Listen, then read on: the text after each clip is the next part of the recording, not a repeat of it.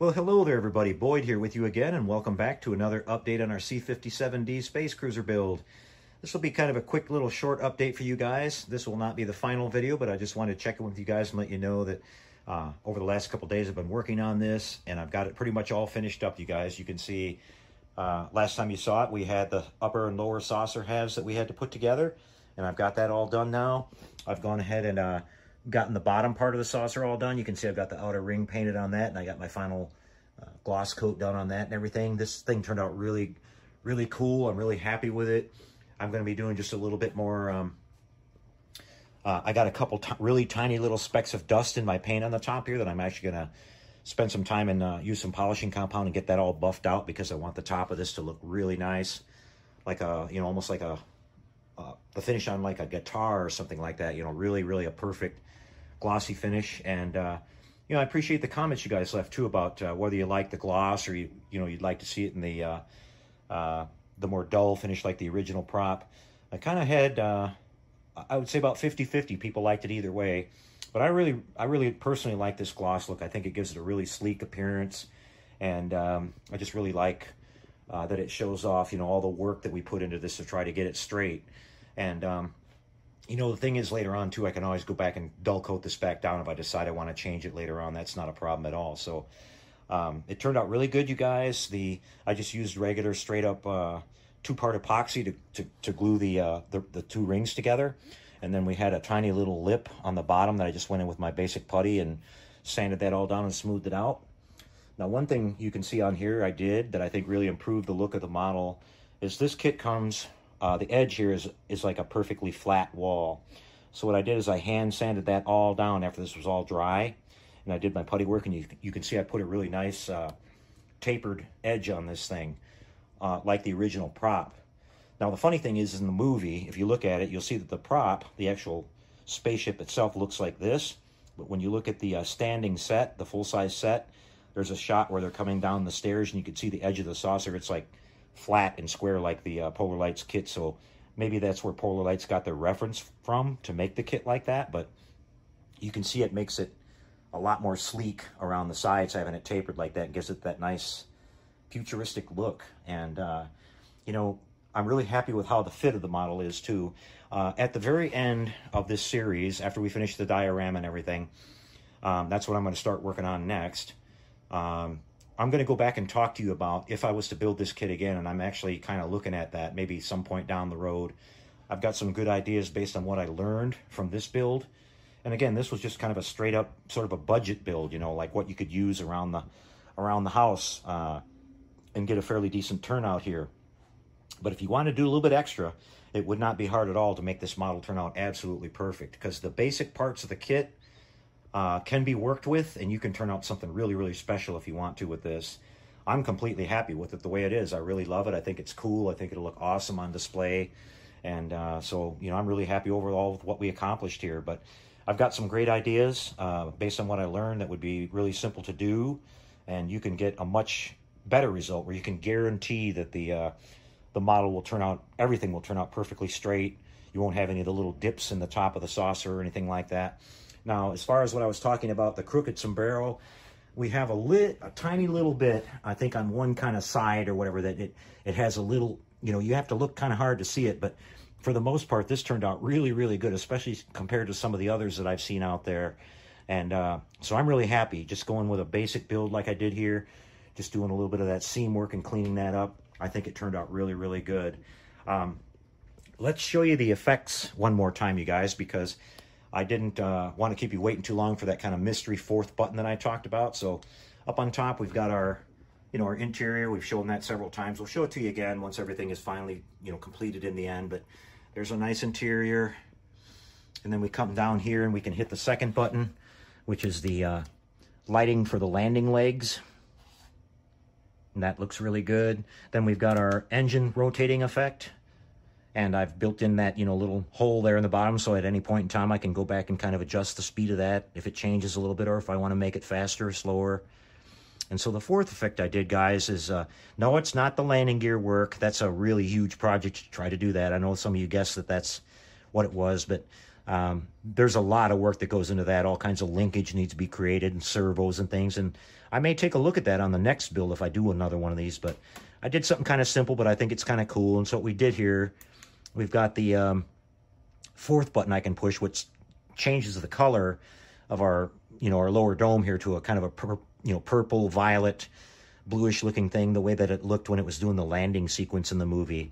And I think that would be something that would be really cool. You could do too, is if you could get a transparent cone, and you could actually build the model, set the model on top of that, and it would, those lights would, my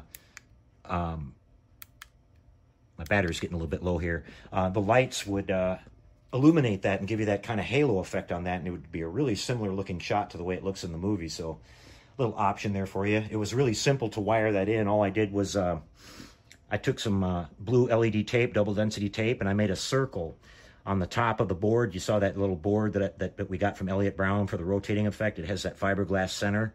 So I just basically laid some LED tape on its side, and I made a circle just slightly smaller than the outer ring of the red LEDs.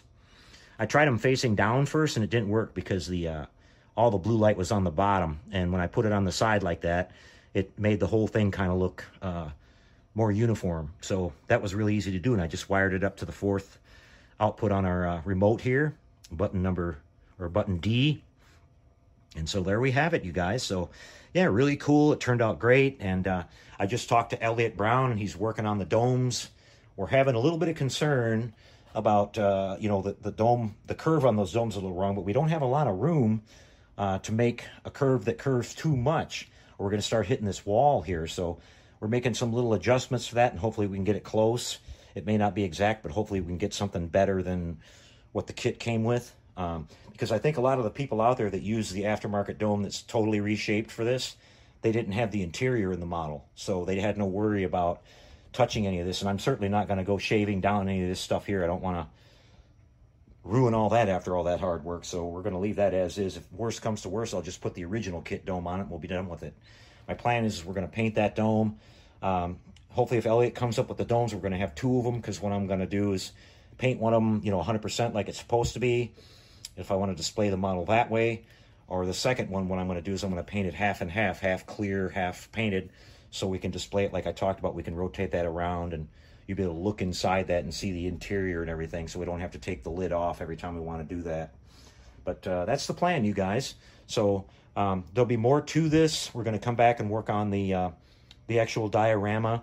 Over here you can see I've got everything laid out. I've got the id monster. I've got the crew figures. We've got a small little Robbie the robot that came with this that I'm going to light up, and whenever we hear his voice, his little blue thing in the front's going to flash. So we can look forward to that coming up soon on the channel. It may take me just a little bit, a couple weeks, because I've got to gather everything up. I've got to get some wood. I've got to get some plaster. I'm going to do a couple other little things. I've got some great little boards that Kenny sent me from HLI for some of the effects that I want to do, and you guys we'll show you how those are going to work. So you can look forward to that. But I just want to tell you about, real quick, a couple of little projects we got here. If you guys remember, way back, I guess it's already been a couple years ago now, I was going to start building this Robbie the Robot kit, and then I got kind of sidetracked when the Walmart Robbie came out, if you guys remember that whole thing, and I kind of got my Robbie fix after I built a few of those, and built one for myself, and then sold a few of them. And so I thought, while we're on the subject of Forbidden Planet, we'll go ahead and finish building this kit out. Now, all I've done so far is I've been doing some putty work on his legs here, and got those pretty much ready to go and ready for paint. We're going to be putting some lights in this guy. I've got some really nice photo etch, the Paragraphics photo etch set for it. We're going to light him up. He's going to talk. His lights are going to work. He comes with a really nice little base. We're going to set him on his little base and have his voice and lights that work and everything. So we'll show you how we go through all that. That'll take us through a couple more weeks. And then one of my old projects that never got finished, I'm going to go back and revisit, is this Discovery Enterprise. You guys remember I was in the middle of doing all the Aztecing on this, and we had our great winter storm of Texas that I showed you guys. And that kind of slowed things down a little bit on that, and I just kind of set it off to the side and never got back to it. We've got the top of the saucer done, so I'm going to go in and finish off doing the secondary hull and the cells and everything, and then show you how this turns out here in the end, so I can get this one wrapped up and put on my display shelf. Okay, so we're going to be kicking into that one here in the next week or two as well. So a little bit of cool stuff coming up on the channel. I hope you guys will tune in and check it out. again, thanks so much for all the positive comments and everything. I really appreciate the feedback I got from you guys on building the C-57. Some great ideas came in. And like I said, don't forget, I'll come back at some point towards the end of the video series and talk to you guys about some ideas I have that you might choose to use to take that model a little bit further. And again, I'm seriously looking at maybe having another shot at that down the road and taking that model even further. So that'd be kind of fun. But it's one of those things that I dream about, but I may never get to. So don't hold me to it, guys. I'm really happy with the one I've got, actually. So we'll just kind of see what happens. But all right, well, thanks for tuning in, everybody. Appreciate all the new subscribers. One last thing I want to mention, and last but not least, is look for a video on the channel here, maybe towards the end of the week, maybe around Friday or so. I've got a really special announcement that I'm going to make. We've got some really exciting plans going on here that hopefully you guys will be interested in, and it's basically not about me in the shop here. It's about an event that I'm planning.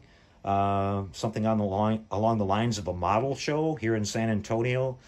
It's kind of in the preliminary stages right now, but if this plan comes together like I'm hoping, we're kind of shooting for October of 2023 here in San Antonio to have a science fiction, horror and fantasy type model show. I've got some really exciting guests, which I think you guys are really going to get excited about. You know, I've pretty much got a really, really sweet lineup of people to come in and do some seminars. And I would say, especially if you're a Star Trek fan, you might get really excited when you hear. So look forward to that video on Friday. Again, this is all very preliminary. I'm gonna kind of go over some of the rough plans that we have, and then I just really would like to get some feedback from you guys. First of all, number one, if you're interested in it, and the second thing is you know, open up to some ideas about what we're thinking about and kind of help us decide one way or another based on majority rule, like what we want to do as far as activities and things like that. But for a long time, I've wanted to, I always enjoy having people come and visit me at the shop here or see the model display room. But we'd like to do that on a little bit larger scale and get some more people involved. Basically, a model show with some of my stuff on display, and then hopefully we can get a lot of other people to come and display their stuff too. Some model vendors. We're considering whether or not to have an actual model contest. But again, this will be sci-fi, fantasy, and horror only. It's not going to be cars or military type stuff. So sorry about that, you guys. But you guys get plenty of attention at your own shows. Us sci-fi guys are kind of off in the corner always. So I wanted to do something just for the sci-fi people. And so hopefully you guys will get excited about that. But again, I'll be back a little bit this week. I'm still talking to some people and things like that, and hopefully we'll have some more information we can share with you and some more detail. All right, you guys, well, thanks again for tuning in. We'll see you next time, and happy modeling, everybody.